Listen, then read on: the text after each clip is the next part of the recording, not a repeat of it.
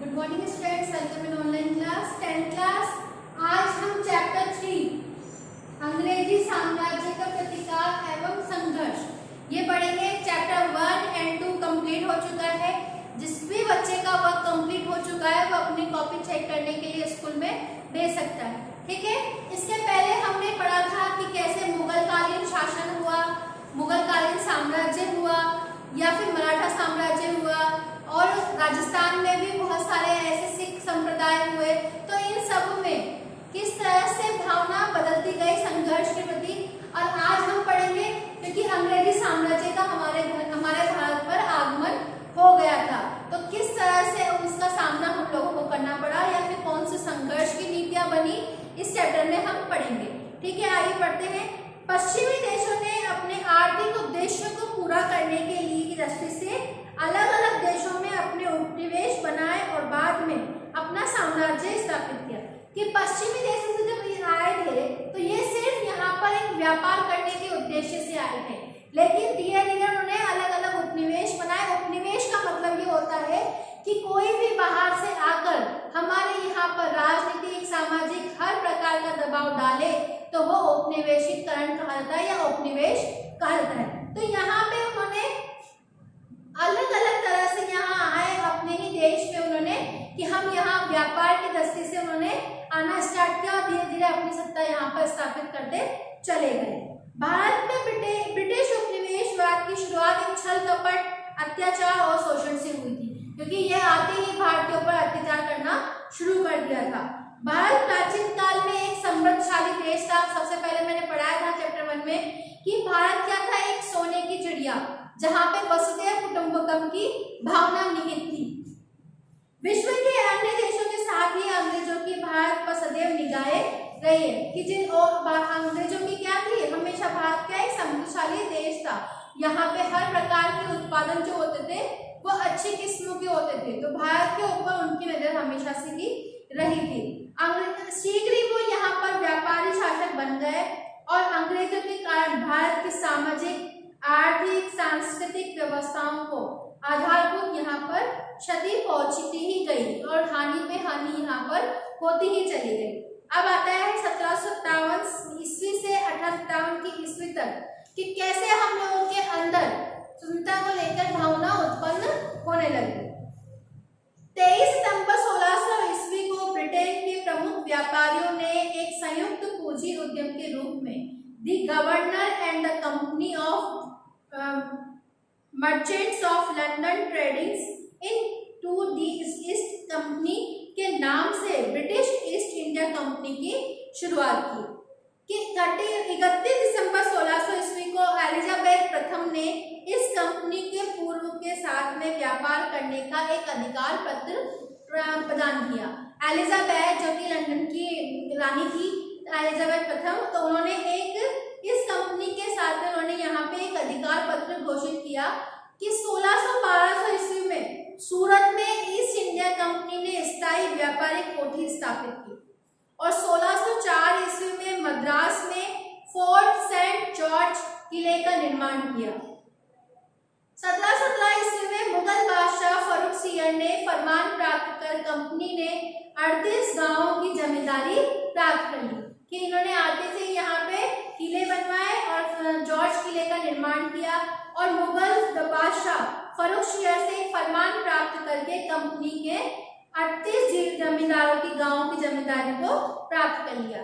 3000 रुपए नजराना के बदले में कंपनी के माल को सीमा से मुक्त कर दिया और चुंगी शुल्क मुक्ति के लिए अंग्रेजों को दस्तक जारी करने का अधिकार दे दिया कि 3000 रुपए नजराना के तौर पर उन्होंने यहाँ से आप अपनी सीमा माल को ले आ सकते हो।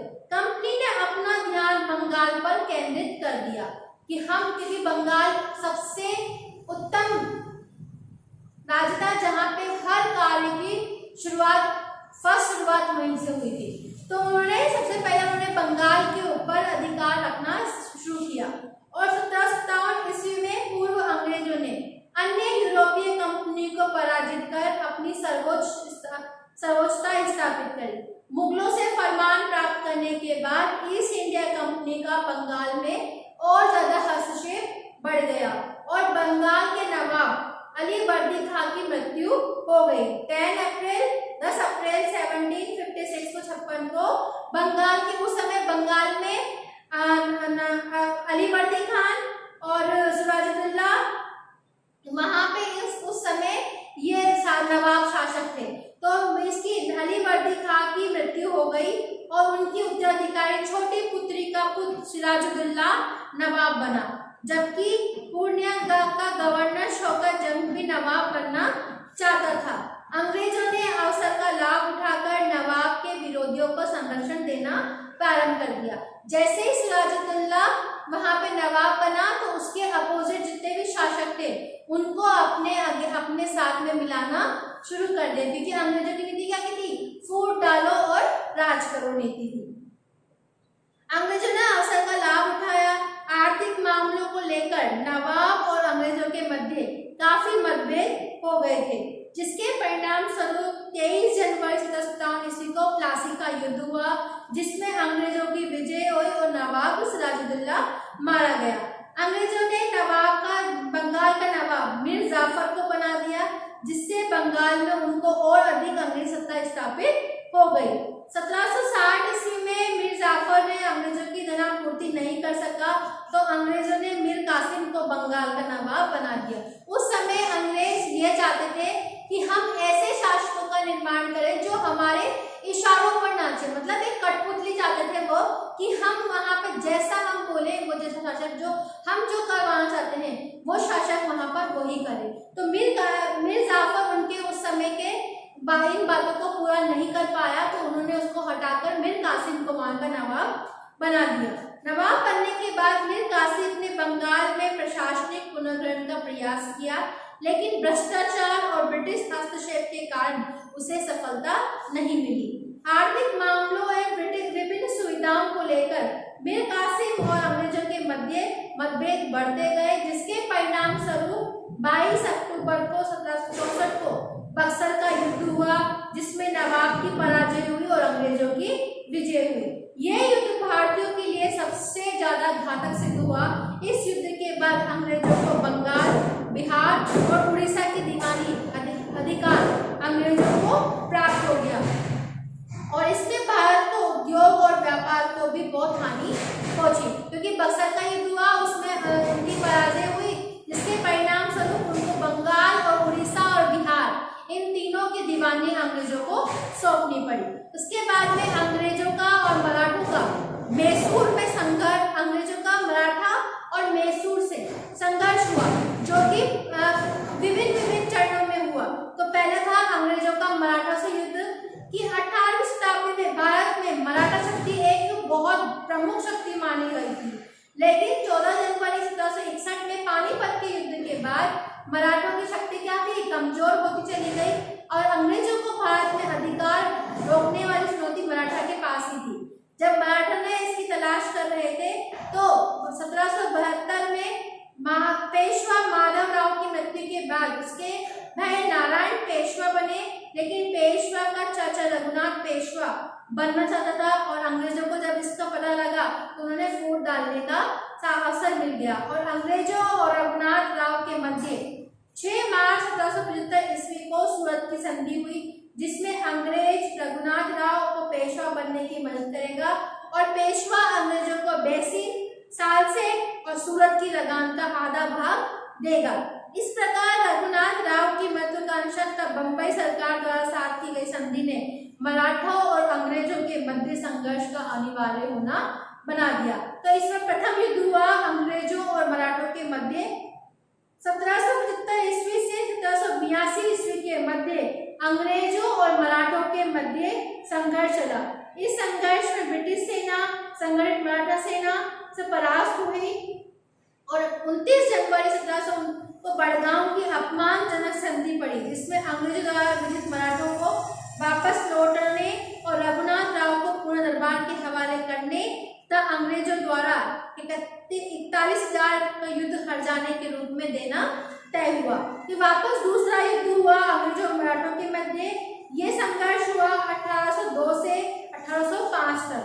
इस संघर्ष का कारण था लॉर्ड वेलेस्ली की साम्राज्यवादी महत्वाकांक्षा और मराठा सरदार का आपसी द्वेष। इस संघर्ष में मराठा सरदारों ने अलग अलग अंग्रेजों से युद्ध किया और बहुत बार पराजित भी हुए।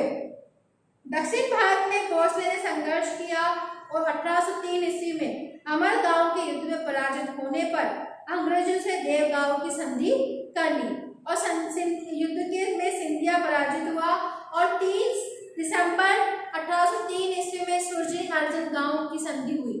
होलकर और अंग्रेजों के मध्य अनगिनत रहा, लेकिन दोनों पक्षों के मध्य राजघाट की संधि हुई, जिसके अनुसार होलकर ने चंबल नदी के उत्तरी क्षेत्र पर अपना अधिकार छोड़ दिया और राजपूतों ने आंतरिक हस्तक्षेप करने का वचन दिया। फिर तीसरा युद्ध हुआ अंग्रेजों और मराठों के मध्य।